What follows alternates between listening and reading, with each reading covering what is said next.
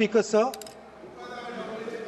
for letting me speak on this really important matter.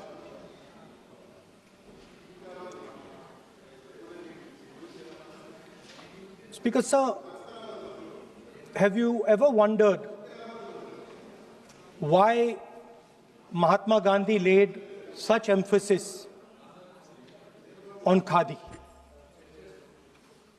Why was it that he framed the entire Indian freedom struggle around the concept of khadi? And why is it that he only wore khadi? Because khadi is not just a cloth. Khadi is the expression of the people of India. It is the imagination, it is the sentiment, it is the productive force of the people of Aaj pehnaun khadi. It is the expression of the people of India. Speaker, sir, whichever state you go to, you will find different fabrics. There's the Himachali cap, Assamese gamcha, Banarsi sari, Kanchipuram sari, Naga jacket, and you will find that all these fabrics represent the people. When the people of Assam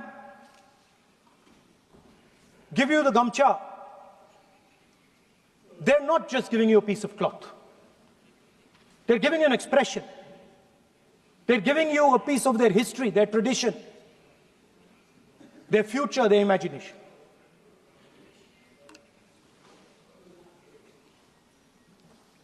It's the same when the Nagas wear that jacket. When they come and see us, they make us wear the jacket because they want us to be embraced by the fabric. But Speaker, sir, these fabrics are beautiful. But if you look slightly deeper and you look closely at the fabric, you will find that each one of them has thousands of little threads embracing each other. A Kanchipuram sari might have a golden thread, but the golden thread means nothing without the green thread or the yellow thread near it. The other thing to notice about the sari or any other fabric is that all the threads are equal. No one thread is superior to another thread. They all come together. The threads cannot protect you. The threads cannot keep you warm. But when they come together as a fabric, they can keep you warm, they can protect you, they can express what you have in the heart. Speaker, sir, in the same way, our nation is also a fabric. It's a fabric made up of 1.4 billion people, and the fabric is woven together by the vote. Let me repeat it. It is a fabric of 1.5 billion people, and it is woven together by the vote. Everything that we see, in fact, this house where I'm standing today, the Lok Sabha, Rajya Sabha, Vidhan Sabhas across the country, Panchayats across the country, none of them would exist if the vote did not exist. We talk with great pride about HAL, BHEL, ONGC, Tejas, Chandrayaan. We have a list of things we say. Not one of those would exist without the vote.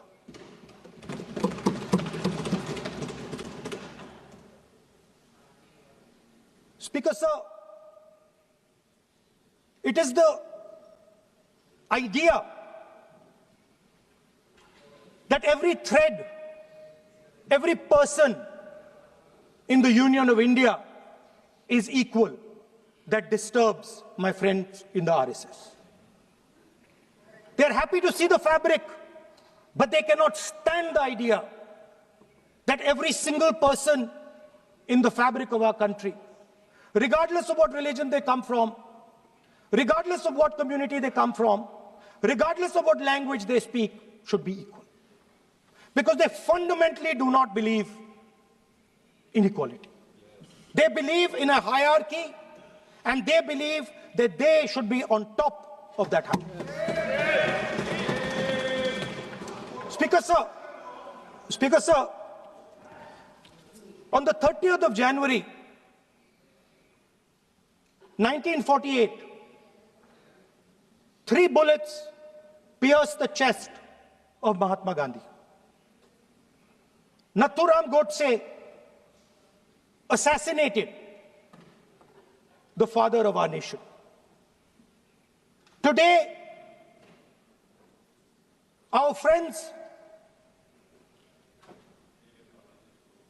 do not embrace him. Today, our friends have pushed him away. He's an uncomfortable truth. But that's not where the project ended.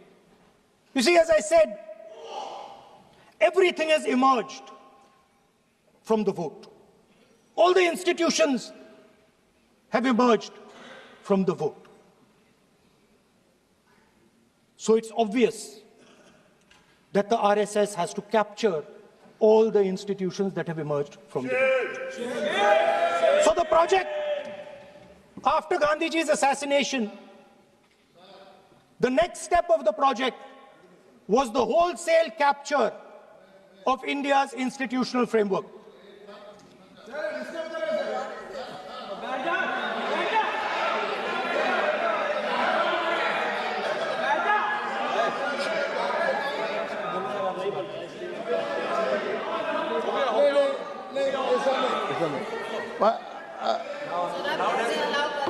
So what is this, sir? Sir, अभी नहीं पहना हुआ आज I'm doing. मैं बुलाता हूँ please बैठिए So, please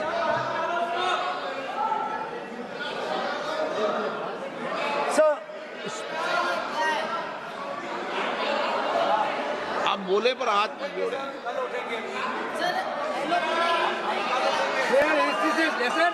sir, these are uncomfortable truths, but they have to be spoken.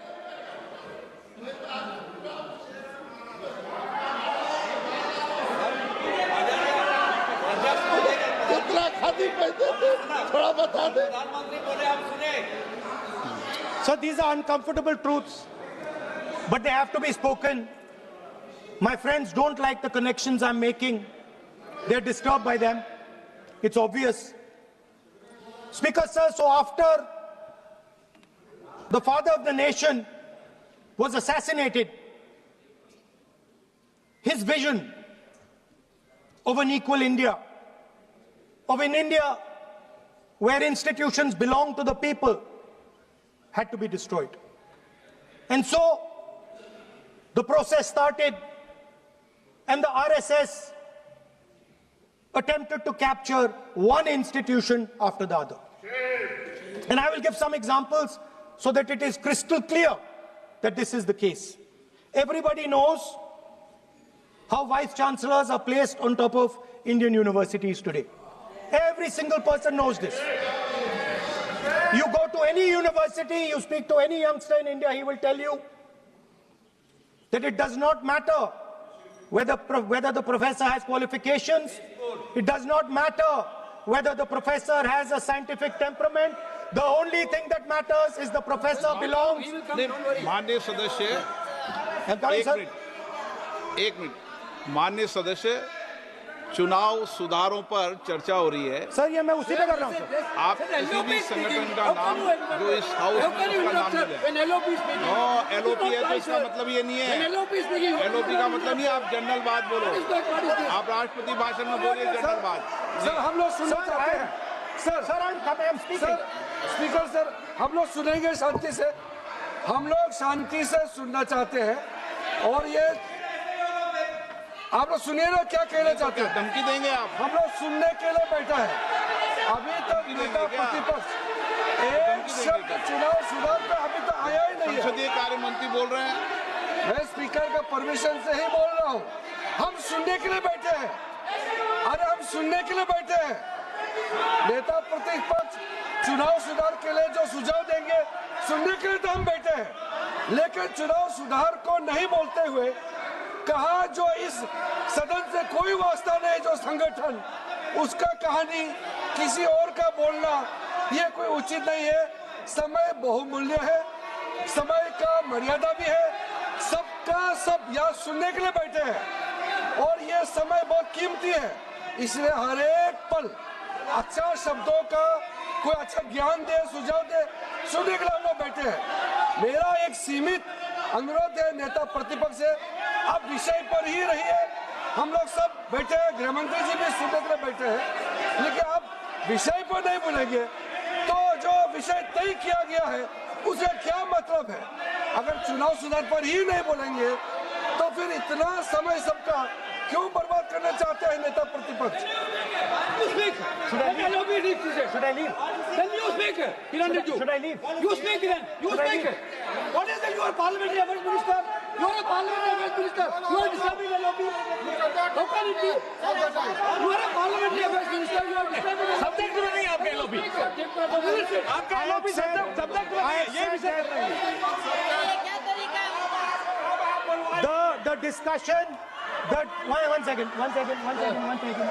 The discussion is about the vote and electoral.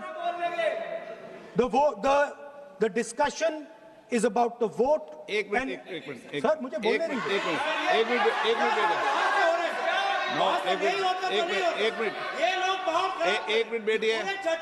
Minute बैठिए।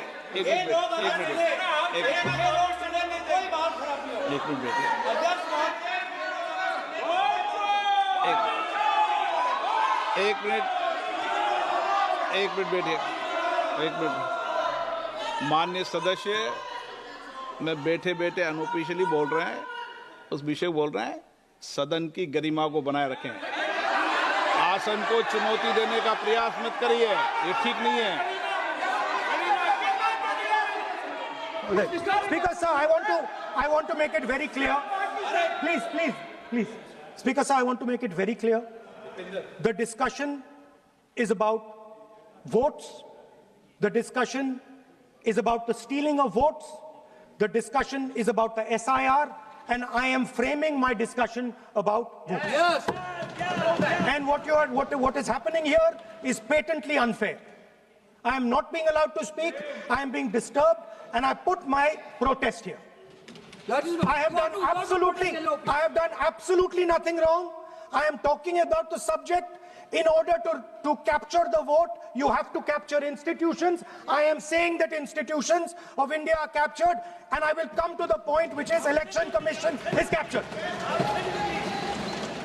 So, the project of the RSS was to capture the institutional framework of the country, and I said how the education system has been captured. Vice Chancellor after Vice Chancellor after Vice Chancellor is placed not on merit, not on capability, not on scientific temper, but on the fact that he belongs to a particular organization. Second capture, which helps in destroying democracy, the capture of the intelligence agencies. We have the Home Minister sitting here. The capture of the CBI, of the ED, of the Income Tax Department. And the systematic placement of bureaucrats who favor their ideology and attack the opposition and anybody who chooses to oppose the RSS. That is the second institutional capture. And the third there are many more. I can go on. And the third institutional capture. What is this?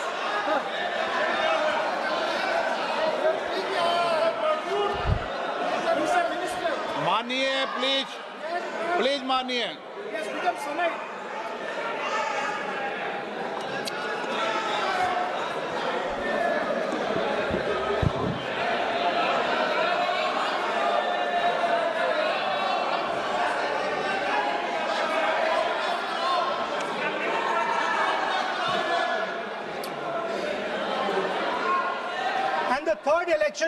The third capture of the institution that directly controls the election system of our country, the Election Commission. Now, I'm not saying this without proof. I have put forth adequate proof about how the Election Commission is colluding with those in power to shape the elections. But I want to ask three questions first, which will make it very clear that the BJP is directing and using the Election Commission to damage India's democracy. The first question, why is it that the CJI was removed from the selection panel of the Election Commissioner? What motivation could there be to remove the CJI? Do we not believe in the CJI? Of course we believe in the CJI. Why is he not in that room?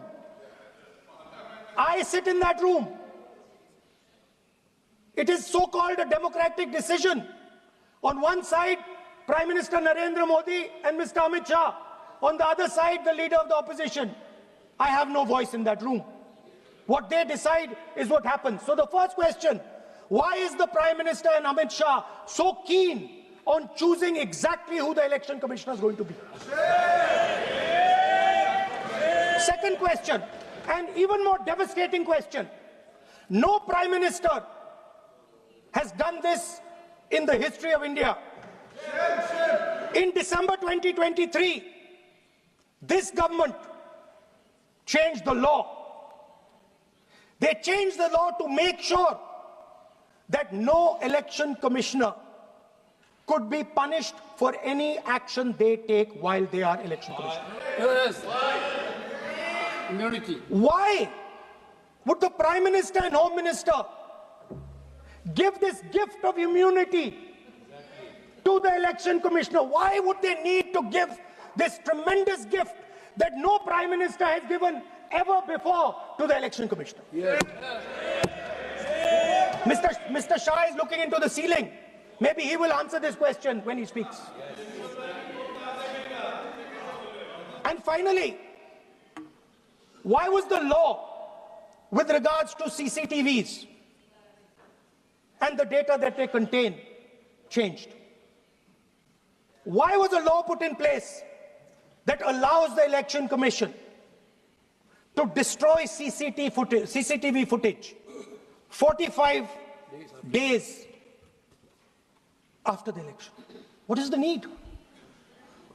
The answer given is it is a question of data. It is not a question of data. It is a question of stealing the election. Now, what is the result of this institutional capture? What is the result of controlling the Chief Election Commissioner and the Election Commission? First of all, we have a set of election campaigns that are tailored for the Prime Minister. 3-month, 4-month, 5-month long campaigns are taking place so that the Prime Minister's schedule can be fitted in to the program. Second, we have a Brazilian woman who appears 22 times on the voter list of Haryana. Please. No. 22 times this lady appears. एक minute please एक minute. आप नेता प्रतिपक्ष है, मैं इस तरीके से सदन की कार्रवाई नहीं चलने दूंगा। ये सदन है, सदन की गरिमा को बनाए रखें। आप सदन की गरिमा से बोलेंगे तो ठीक नहीं, जैसे सदन नहीं चलेगा। नो, गलत तरीका है आपका, नहीं होगा। आप ले रहिए, नहीं माननीय प्रतिपक्ष के नेता, आप पहले अपने सदस्यों को समझाइए।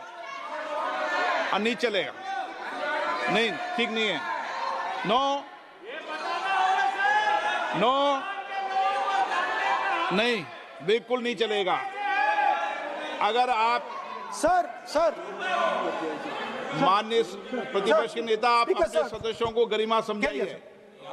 सर, बट ये तरीका आप इतने सालों तक यहाँ पर हैं, ये तरीका उचित है क्या?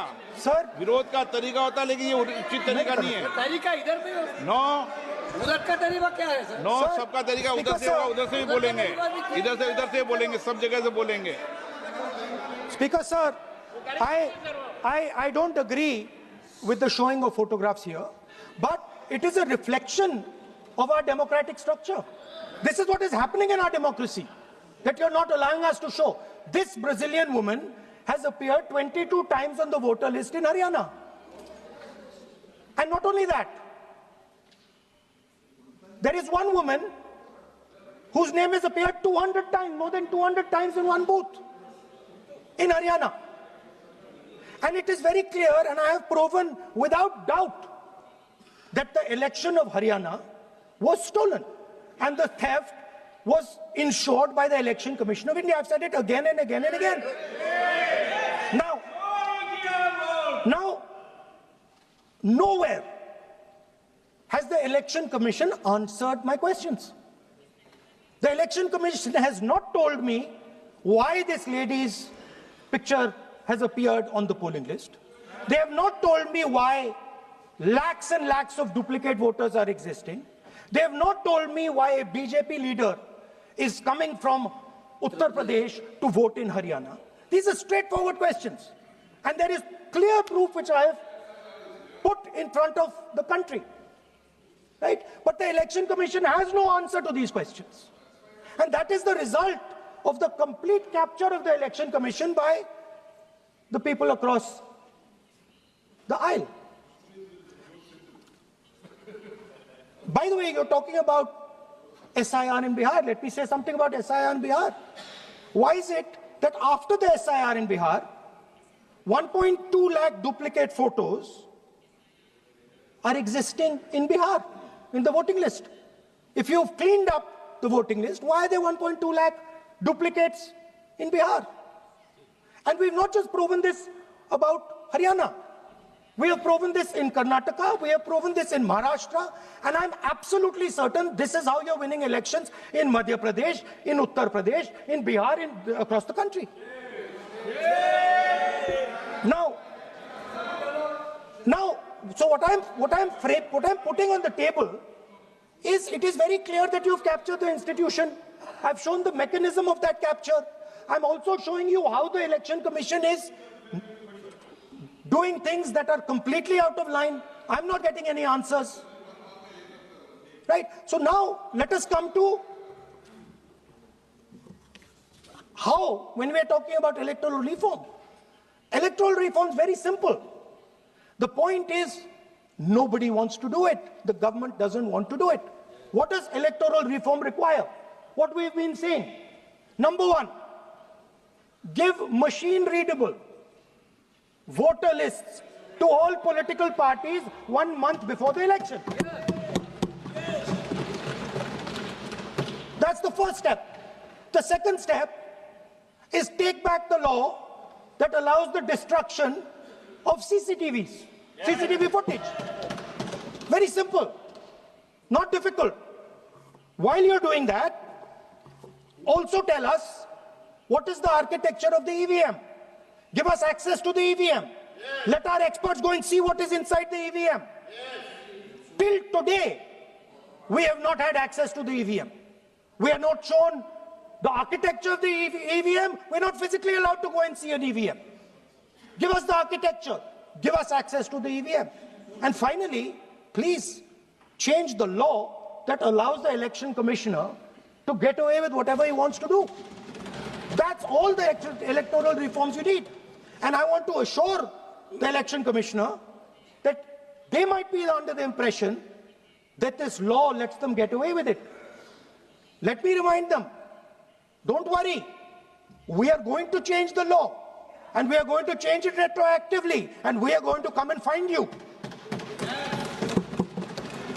Right? So this is the situation that the country is faced with. You know, everybody says to us, India is the biggest democracy. Actually, I was thinking today, we're not just the biggest democracy, we're the greatest democracy. And I'm not saying it just like that. I'm saying it, America calls itself the oldest democracy. But the democracy that weaves together the largest number of people, the largest diversity of people, the largest number of languages, the largest number of states is this. And so our most powerful asset, the thing that stitches together the entire concept of modern India, stitches together the fabric of modern India, brings people together, allows them to build this great nation, is being attacked by these people. They're destroying it. You know they're destroying it.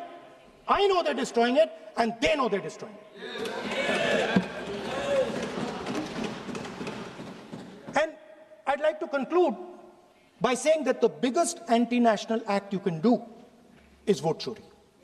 There is no bigger anti-national act that you can do than vote chori.